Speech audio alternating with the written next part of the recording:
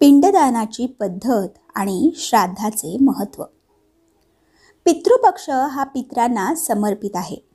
या काळात पितरांच्या आत्म्याच्या शांतीसाठी श्राद्ध केले जाते.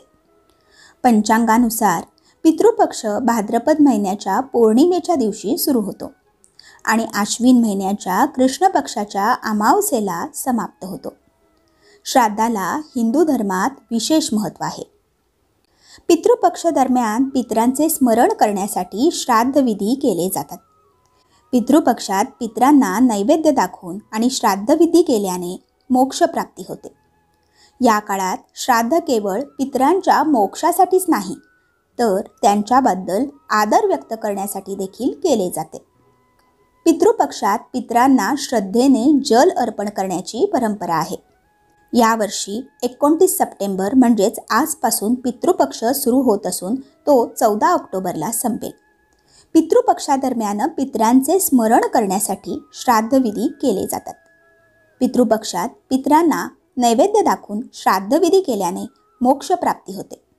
या काळात श्राद्ध केवळ पितरांच्या मोक्षासाठीच नाही, तर त्यांच्याबद्दल आदर व्यक्त करण्यासाठी देखील केले जाते.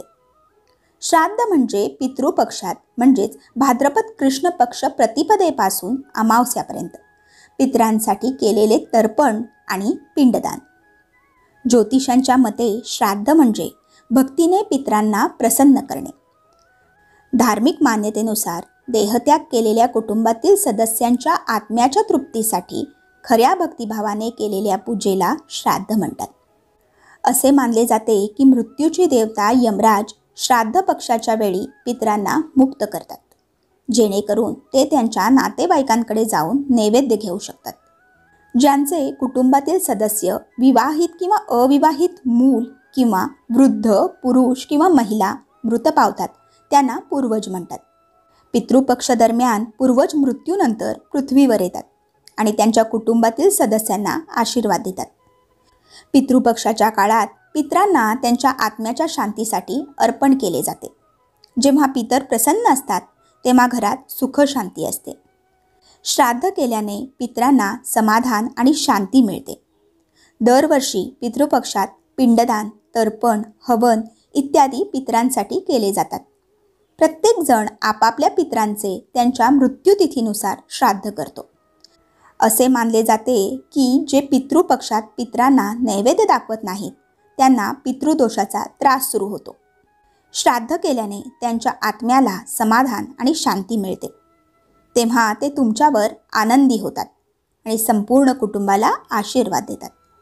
ज्योतिषांच्या मते पितृपक्षात ज्या दिवशी मृत व्यक्तीच्या मृत्यूची तिथी असते त्याच दिवशी श्राद्ध केले जाते. श्राद्ध केवळ पित्यासाठीच नाही, तर पितरांचेही केले जाते.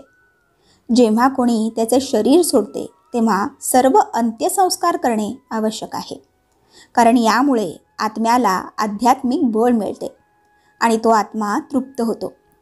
प्रत्येक आत्म्याला अन्न, पाणी आणि मनःशांतीची गरज असते. ती फक्त त्याच्या कुटुंबातील सदस्यच पूर्ण करू शकतात. धार्मिक मान्यतेनुसार श्राद्धाच्या वेळी कुटुंबियांच्या वतीने पिंडदान, तर्पण करून त्यांना संतुष्ट करतील अशी पूर्वजांना आशा असते. या आशेने ते पृथ्वीवर येतात. हेच कारण आहे की हिंदू धर्मग्रंथांमध्ये प्रत्येक हिंदू व्यक्तीला पितृपक्षात श्राद्ध करण्यास सांगितले आहे. तर मंडळी, आता जाणून घेऊया श्राद्ध, पिंडदान आणि तर्पण यांचा अर्थ. तर ज्योतिषांच्या मते पितृपक्षाच्या काळात कुटुंबातील मृत पूर्वजांचे स्मरण श्रद्धापूर्वक केले जाते. याला श्राद्ध म्हणतात. पिंडदान करणे म्हणजे आपण आपल्या पूर्वजांना अन्नदान करत आहोत. तर्पण करण्याचा अर्थ असा आहे की आपण पाणी दान करत आहोत. अशा प्रकारे पितृपक्षात या 3 कार्यांचे महत्त्व आहे. पितृपक्षाच्या काळात गायींसाठी हिरवे गवत आणि गोठ्यात पैसे दान करावेत. पिठाचे गोळे बनवून तलावातील माशांना खायला द्यावे. कुत्र्यांनाही भाकरी खायला द्यावी. यासोबतच घराच्या छतावर कावळ्यांसाठी अन्नही ठेवावे. गरजू लोकांना अन्नदान करावे. मंदिरात पूजा साहित्य अर्पण करावे. या दिवसात भगवद्गीतेचे पठण करावे. ज्योतिषांच्या मते पितृपक्षाच्या काळात आपले पूर्वज पृथ्वीवर येतात. आणि आशीर्वाद देतात. पितृपक्षात पितरांचे श्राद्ध करणे अत्यंत महत्त्वाचे मानले जाते. आपले पूर्वज पशुपक्ष्यांमधून आपल्याजवळ येतात. पूर्वज गाय, कुत्रा, कावळा आणि मुंगी यांच्याद्वारे अन्न घेतात. श्राद्धाच्या वेळी पितरांसाठी अन्नाचा काही भागही काढला जातो, तरच श्राद्धविधी पूर्ण होतो. श्राद्ध करताना पितरांना अर्पण केलेल्या अन्नातील 5 भाग गाय, कुत्रा, मुंगी, कावळा आणि देवांसाठी काढले जातात. कुत्रा हे जलतत्वाचे, मुंगी हे अग्नितत्वाचे, कावळा हे वायुतत्वाचे, गाय हे पृथ्वी तत्वाचे आणि देव हे आकाश तत्वाचे प्रतीक आहे.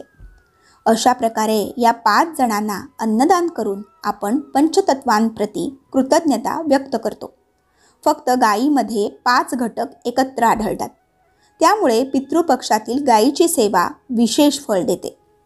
तर मंडळी, आशा करते तुम्हाला ही पितृपक्षाबद्दलची माहिती नक्की आवडली असेल. माहिती आवडली असल्यास व्हिडिओला लाईक करा, शेअर करा आणि अशाच प्रकारच्या नवनवीन माहिती जाणून घेण्यासाठी आपल्या ह्या लिसन विथ पूनम या चॅनलला नक्की सबस्क्राईब करा. धन्यवाद. श्री स्वामी समर्थ.